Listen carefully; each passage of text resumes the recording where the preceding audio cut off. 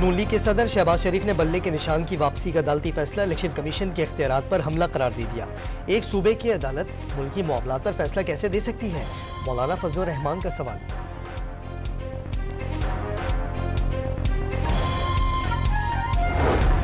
किसी को भी इलेक्शन लड़ने से रोका नहीं जा सकता।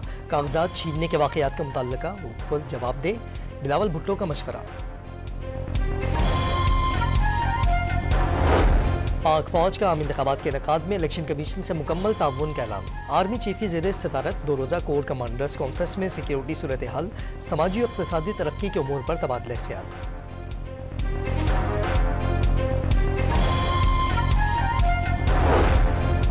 और जनूबी अफ्रीका ने पहले टेस्ट में भारत को 1 इनिंग्स और 32 रन से इबरतनाक शिकस्त दे दी।